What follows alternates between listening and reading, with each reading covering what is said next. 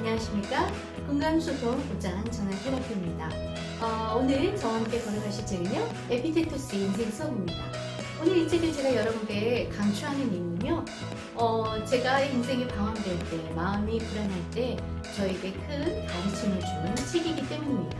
물론 저는 이 책을, 에피테토스라는 인물을 이 책을 통해서 처음 접한 건 아니지만, 이 책을 제가 강추하는 이유는 굉장히 그 원문으로 읽으면 되게 어렵게 다가올 그것을 처음에 만화로 이렇게 풀어서 그 다음에 이렇게 설명을 이렇게 달아서 해주셨어요. 그래서 그 가르침이 굉장히 쉽고 명료하도록 우리 마음에 남을 수 있도록 잘 편집해 주셨고요. 그리고 이 에피테토스의 그 핵심 사상이 이 속에 다 들어가 있더라고요. 그래서 마음이 불안하시거나 고민이 많으신 분들, 그리고 저의 이 노잼인 이 영상을 꾸준히 보시고 애청해 주시는 애청자 여러분께 정말 그 귀한 보물 같은 지혜를 오늘 드릴 수 있을 것 같습니다. 여러분, 정말 감사드리고요. 이제 시작해 보도록 하겠습니다. 여러분, 에피테토스는요, 노예였습니다. 평생을 노예로 살면서 그 공화정에 자기 주인의 스승이 되기도 하고 황제에게 이렇게 가르침을 주고 조언을 해줄 수 있는 그런 위치까지 올라가게 되고, 말년에는 자기 후학들을 가르치는 그런, 오늘 우리나라로 표현하면 학당? 이런 거를 만들어서 후학을 가르치기도 하는데요. 이분의 삶이 노예로 살면서 이 불안하고 예속되어 있는 그런 삶을 살면서 자유인이고 나는 철학하는 사람이라고 정의하는 그의 사상과 그의 지혜를 지금부터 열어보도록 하겠습니다. 이분의 대표적인 사상은요, 제가 한번 읽어보도록 하겠습니다. 이 말로 대표할 수 있습니다. 나는 스스로 할 수 있는 일에는 힘을 쏟지만 아무리 해도 안 되는 일은 내버려 둔다. 이것이 이분의 이 에피테토스 이분의 아주 대표적인 사상이에요. 이거를 만화로 이렇게 상황별로 이렇게 다 정리해 놓은 책이 바로 이 책이에요. 그래서 자유롭고 싶다면 우리에게 달려있지 않는 일에 마음을 두지 않아야 한다 라는 이야기를 하고 있습니다. 그러면서 우리는 죽음을 피할 수 없으나 죽음을 대처하는 태도는 우리가 선택할 수 있다고 이야기하고 있습니다. 이 책에서 우리 현대인들은 잘 산다라고 하면은 어떻게 생각하시나요?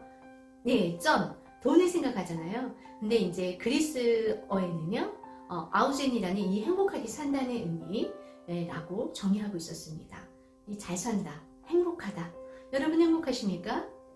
만약에 돈이 없고 경제적으로 어렵다 하더라도 나는 행복해라고 느끼신다면 여러분은 잘 살고 계신 거예요. 그 기준점 하나 우리가 한번 생각해 볼 만한 주제인 것 같습니다. 우리가 안고 있는 대부분의 문제는요, 적극적으로 해결해야 되는 것이 아니라 관점만 바꾸면 자연스럽게 해소되는 것이라고 이 책을 조언해주고 있었습니다. 그러면서 우리에게 달려있는 것은 우리 스스로 하지만 우리에게 달려있지 않은 것은 굳이 부려 이렇게 고민하거나 애쓰지 말라는 것이죠. 그럼 우리에게 달려있지 않는 것이 무엇일까요? 예를 들면 이 책에는 육체, 재산, 만약에 내가 불구나 장애인으로 태어났어. 그렇다면 내가 피부가 엉망이야. 이렇다면 여러분, 그것이 내가 할 수 있는 것입니까? 나에게 달려있는 것이 아니죠. 그래서 육체, 재산, 타인으로부터의 평판, 제가 할 수 있는 게 아니죠. 그 다음에 지위, 이런 건 나에게 달려있지 않다. 그러나 나에게 달려있는 것은 무엇인가? 판단과 의욕과 욕망, 혐오, 이러한 마음 다스림은 내게 속한 것이니까 내가 조절할 수 있다고 이야기하고 있었습니다. 나 자신의 의지로 피할 수 없는 것은 피하지 않는 것이 행복으로 가는 지름길이라고 깊은 사유함을 주고 있습니다. 그리고 병이나 죽음, 가난을 피하고자 한다면 불행해질 것이라고 이야기합니다. 그리고 불편한 진실에서 우리는 눈을 감아버릴 때가 많죠. 눈을 보고 직시하라고 이렇게 이야기하고 있습니다. 그리고 여기서 남의 일은요, 남의 목숨으로 타인의 일에 시선을 거두고 내가 할 수 있는 일에 집중하라고 이야기하고 있었습니다.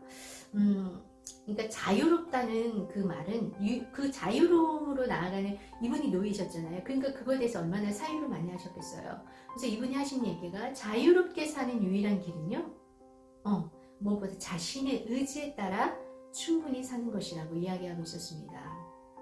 참 마음이 깊이 공명이 되는데요. 그러니까 인생에 있어서 만약에 이 책이 뭐라고 되어 있냐면 까마귀가 까까 울고 날아가면 아 불운한 징조야 이렇게 보는 것은 오로지 그렇게 보는 나의 관점에 달려있다고 이야기하고 있습니다. 그 까마귀가 우는 사실 자체에는 좋고 나쁨이 없다는 것이죠. 내가 어떻게 받아들이냐에 따라서 모든 것을 나 자신에게 좋은 것으로 만들 수 있다고 조언해주고 있었습니다. 그리고 이 책에서 에피텍토스는요, 우리에게 큰 가르침을 주는 게 이것인 것 같습니다. 감정은 나의 사고방식에 의해서 생기는 것이라는 것이죠.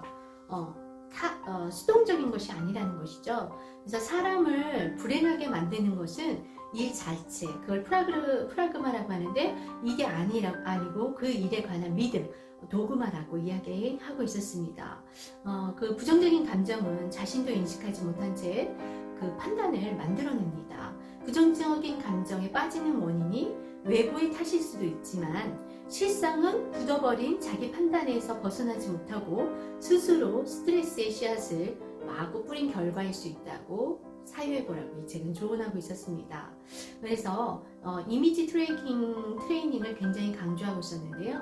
참 좋은 가르침이었습니다. 자신의 일을 가능한 한 남의 일처럼 파악해보는 이미지 트레이닝을 해보라고 이야기하고 있었습니다. 정말 성숙한 사람은 자기 객관화가 잘 되잖아요. 저에게도 날마다 숙제가 되는 게 나의 객관화인데요. 내 자신의 일을 남의 일처럼 판단해 보는 것이죠. 흔들리는 감정의 진폭이 점점 줄어드는 것을 체험하실 수 있을 것입니다. 이 비법이에요. 네, 이미지 트레이닝, 나 자신의 문제를 남의 일처럼 한번 파악해 보시기 바랍니다. 그리고 제가 제일 마음에 들었던 것은 내가 사랑하는 것들, 그들을 이루는 본질이 무엇인지 잊지 않는다. 그래서 언젠가 사라질 수밖에 없는 존재임을 상기하는 것, 이것 또한 이미지 트레이닝이라고 하고 있습니다. 우리는 나 자신도 언젠간 죽지요. 내 사랑하는 사람들과 언제와 함께 할 수 없습니다. 언젠간 죽습니다. 그리고 정말 아끼는 물건이 깨질 수도 있고요. 닳아서 없어질 수도 있고요. 그럴 때 우리는 어떻게 이미지 트레이닝을 하냐면요. 이 책에서는요. 언제든 잊어버려도 이상할 것이 없다고 생각해 두는 마음을 유사시에 보게 되면 당황하지 않게 된다는 거죠. 네. 그리고 지금을 충실히 사는 힘이 될 수 있다고 충고하고 있었습니다. 무엇에 대해서도 그것을 잃었다고 말하지 말고 되돌려 주었다 라고 생각하면 우리의 마음의 중심이 오락내리라 하지 않는다고 이야기하고 있었습니다. 그래서 고난을 각오하고 실행한 후에는 불평과 후회를 남기지 않는다면서 뭔가 이 최악의 경우에는 예상을 해서 해야만 하는 일에는 일을 행했을 때 벌어질 수 있는 그 불행한 모든 일들을 미리 예상하면 마음의 여유가 찾아오기 때문에 그 일을 거뜬히 그 길을 지나갈 수 있다고 이야기하고 있었습니다. 이 예상해보기 또한 이미지 트레이닝이었습니다. 원하지 않는 한 다른 사람이 그대를 상처 입힐 수 없다고 원문 30장에는 나오고 있었습니다. 이렇게 금세 기뻐하고 우리는 이렇게 일회일비하지 않습니까? 그렇지만 이 스토아파 자체가 그렇듯이 이 에피톡토스도요.